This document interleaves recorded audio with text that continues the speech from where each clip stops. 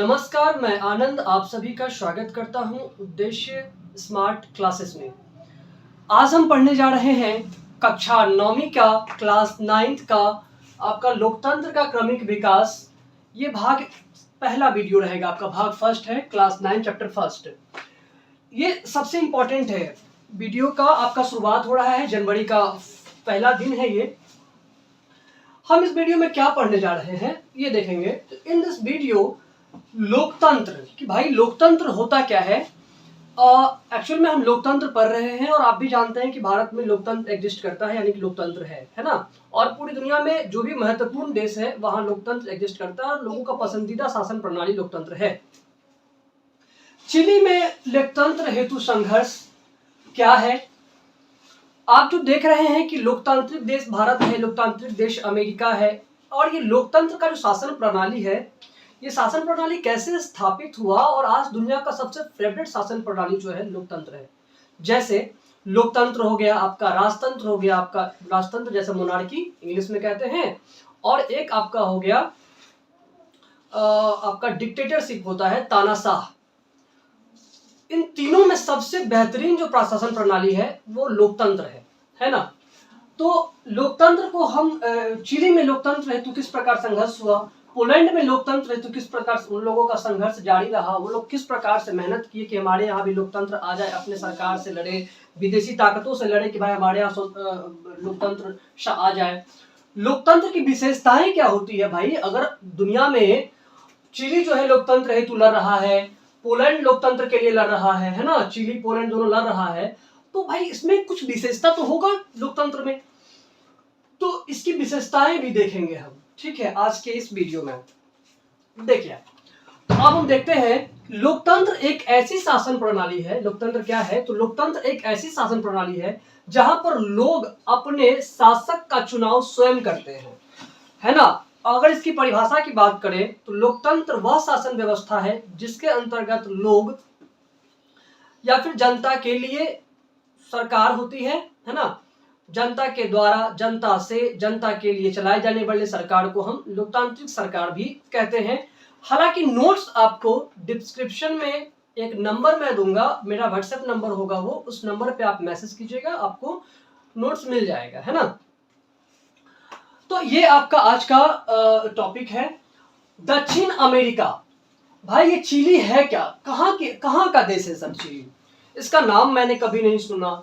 तो आप अपने बुक को उठाइएगा, मैं ये पढ़ा रहा हूँ, आपका एनसीईआरटी का बुक है ना, एनसीईआरटी का बुक है क्लास 9 का, राजनीतिक विज्ञान, राजनीतिक है ना, लोकतांत्रिक राजनीति। तो चिली जो देश है वो दक्षिण अमेरिका, आपको पता है दुनिया में 7 महादेश है। पहला जो है आपका एशिया, अफ्रीका, इस प्रकार से 7 है आपका। तो इसमें एक अमेरिका भी शामिल है। तो अमेरिका में भी कई सारे देश हैं। जैसे अमेरिका का ये जो देश है इसका नाम है आपका चिली, ठीक है। अमेरिका के हम लास्ट में है, ये मान लीजिए कि आपका अमेरिका अगर क्या कहते हैं अमेरिका है, तो लास्ट में अमेरिका के लास्ट में एक छोटा सा देश है जिसका नाम है आपका चिली, ठीक है। अब इसी के बारे में हम पढ़ने जा रहे हैं। तो उस समय चिली के राष्ट्रपति सल्वाडोर आंदे हुआ करते थे। क्या हुआ करते थे, राष्ट्रपति हुआ करते थे। ध्यान रखिएगा, सल्वाडोर आंदे का नाम लगातार चिली के लिए आता रहेगा और इसको याद कर लीजिएगा, आगे के लिए आपको कॉम्पिटिटिव एग्जाम के लिए भी बेहतर होगा, और ये एग्जाम में तो आपको 9th के एग्जाम में काम आएगा ही। फिर है आपका आंदे ने सोशलिस्ट पार्टी की स्थापना की। भाई आंदे ने क्या किया, एक सोशलिस्ट पार्टी की स्थापना की। क्यों की सोशलिस्ट पार्टी की स्थापना, क्योंकि वहां पर आंदे चुनाव लड़ना चाहते थे। कहां पर, तो अपने चिली देश में। तो भाई उसके लिए तो एक पार्टी चाहिए ना। फिर 1970 में पॉपुलर यूनियन नामक एक गठबंधन का उन्होंने नेतृत्व किया। भाई वो समझ चुके थे कि चिली में हम अकेले, अब गठबंधन क्या होता है, कई सारी पार्टियां आपस में मिलकर चुनाव लड़ती है, वैसे चुनाव को हम गठबंधन के चुनाव कहते हैं, ठीक है, या गठबंधन सरकार बन जाने के बाद कहते हैं।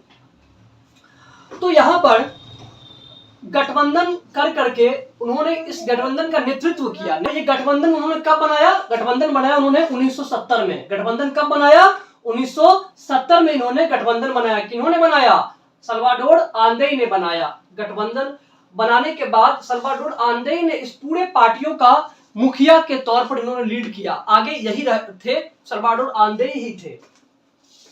उसके बाद जब ये गठबंधन सरकार जब आगे चल करके चुनाव लड़ी तो राष्ट्रपति बन गए, है ना, राष्ट्रपति निर्वाचित हो गए। कौन? आंदेई ही निर्वाचित हुए। क्यों? क्योंकि भाई गठबंधन का नेतृत्व भी वही कर रहे थे। फिर आंदेई सरकार जैसे ही वहां पर चिली में आई तो कुछ उन्होंने निर्णायक फैसले लिए, और ये फैसले वहां के सेना को और वहां के पूंजीपति वर्ग को चुभ रहे थे। भाई कैसे फैसले थे जो सेना के लोगों को चुभ रहे थे और इन लोगों को चुभ रहे थे, पूंजीपति वर्ग को, है ना। इन्होंने फैसले लिए। आंदेई सरकार ने मजदूरों की दशा सुधारने के लिए अनेक प्रयास किए थे।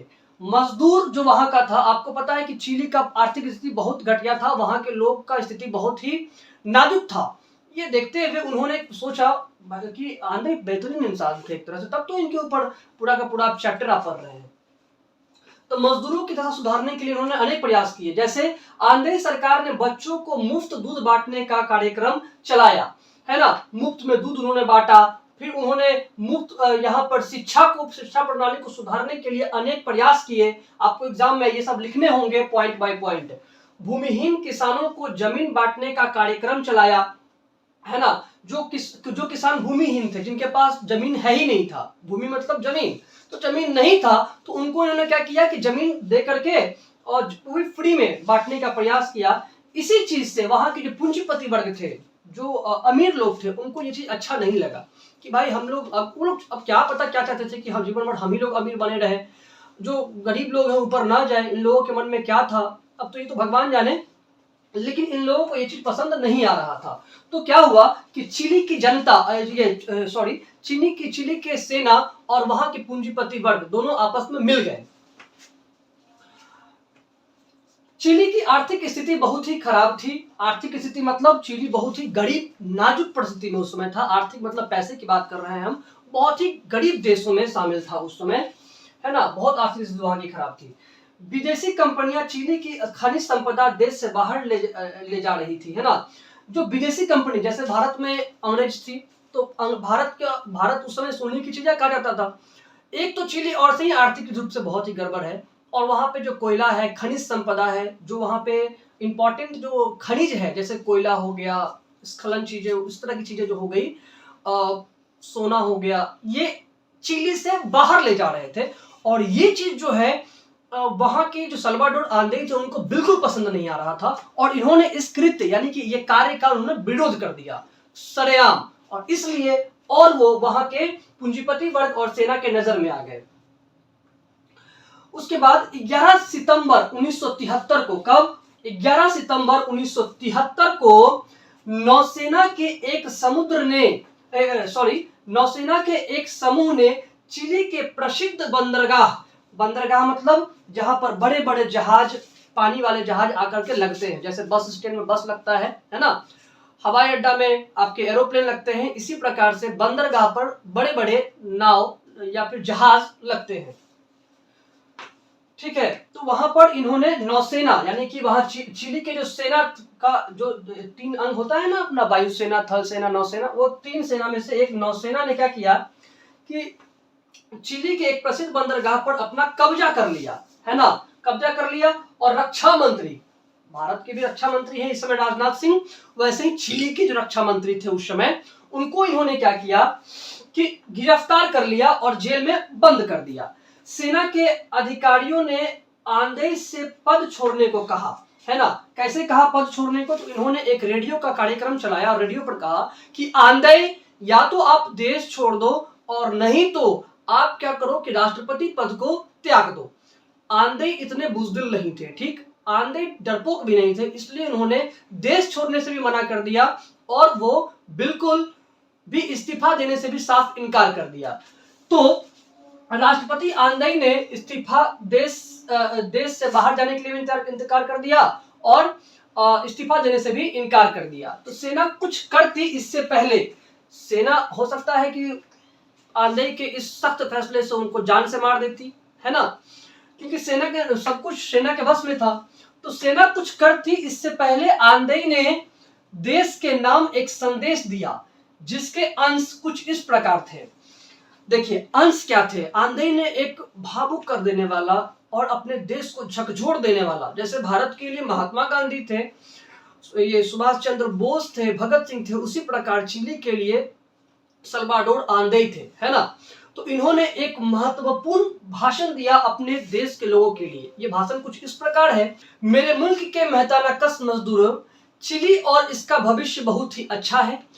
इस बात का मुझे पूरा भरोसा है, कहते हैं इस बात का मुझे पूरा भरोसा है, जब देशद्रोही वाली ताकतें अपनी सत्ता पूरी तरह कायम कर लेगी। देशद्रोही यानी कि सेना है ना वहां की, और वहां के पूंजीपति वर्ग अगर वहां पे सत्ता में आ जाती है, सत्ता मतलब सरकार में आ जाती है, यानी कि ताकत में आ जाती है,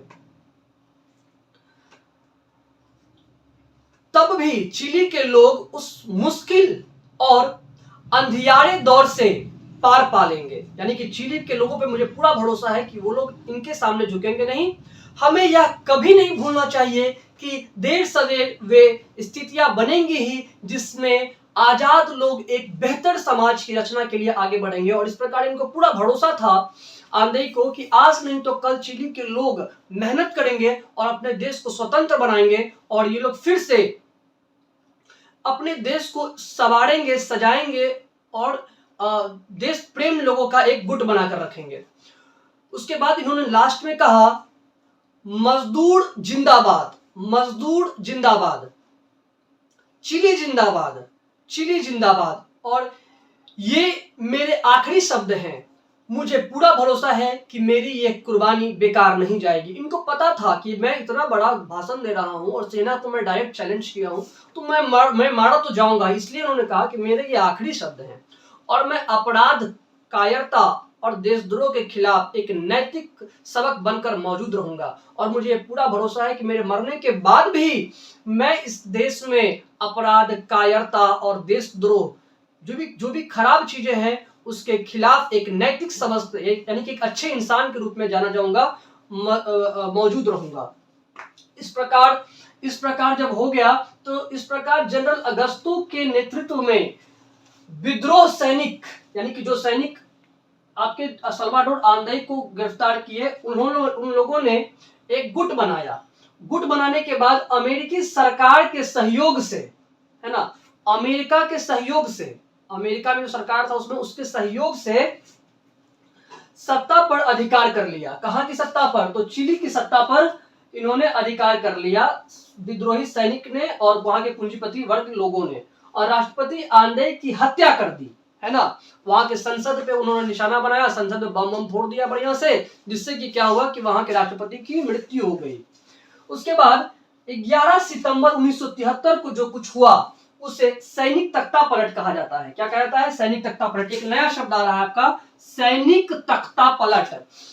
भाई ये सैनिक तख्ता पलट क्या होता है? देखिए, जब राजनीतिक रूप से चल रही सरकार को, जिसे जनता ने चुना है, उस सरकार को आप जबरदस्ती, यानी कि सेना के द्वारा जबरदस्ती आप क्या करते हो कि जाते हो और उनको उनके सारे विभागों को, आप बताओ सेना कितनी मजबूत होती है। अब कहीं की सेना ही चाहेगी कि हमारे सरकार को हम गिरा दें, तो क्या होगा? अंत में तो सरकार को गिरना ही पड़ेगा। उनके पास सारा व्यवस्था है, गोला है, बारूद है, तोप है ना। तो ऐसे करके इन्होंने क्या किया, सेना के द्वारा तख्ता पलट, यानी कि सत्ता को पलट दिया, है ना, सरकार को पलट दिया। तो इसको कहते हैं तख्ता पलट। और ये जो तख्ता पलट के बाद, है ना, जो सरकार चली, किनके नेतृत्व में सरकार चली? तो जनरल अगस्तो के नेतृत्व में, जनरल जो थे चिली के उस समय, उनके नेतृत्व में जो सरकार चली वो 17 साल तक चली। कितने साल तक चली?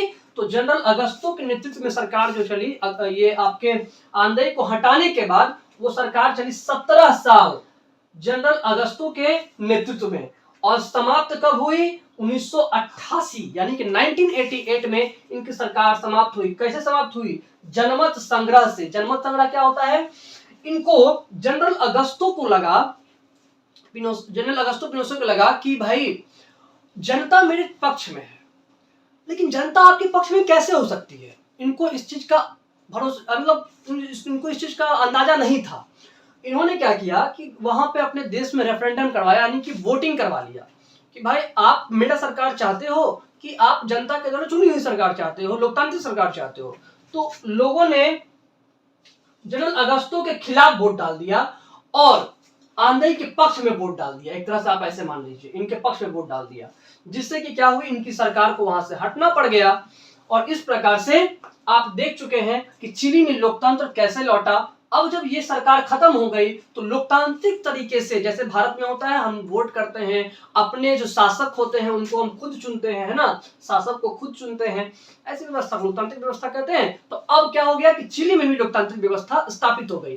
अब हम देखते हैं भाई कि पोलैंड में लोकतंत्र हेतु संघर्ष कैसे हुआ, है ना। अब पोलैंड की बात करते हैं। देखिए, क्लास 9वीं की ये जो आपका है ना, मतलब ये लोकतांत्रिक चैप्टर जो है ये बहुत ही इंपॉर्टेंट है। वाई, क्यों इंपॉर्टेंट है? ये चैप्टर आपको जब तक आप पढ़ाई करोगे ना तब तक आपको काम आएगा, तब आपको काम आएगा। आप यूपीएससी के लिए तैयारी कर लो, आप बीपीएससी के लिए तैयारी कर लो, है ना, और आप छोटे मोटे एग्जाम के लिए तैयारी कर लो, आपको काम तो आएगा ही आएगा, है ना। ये चैप्टर काम आएगा, इसलिए इसको ध्यान से आप अभी पढ़ लीजिए ताकि आगे आपको मेहनत करने की आवश्यकता ना पड़े, है ना। चलिए अब बढ़ते हैं आगे।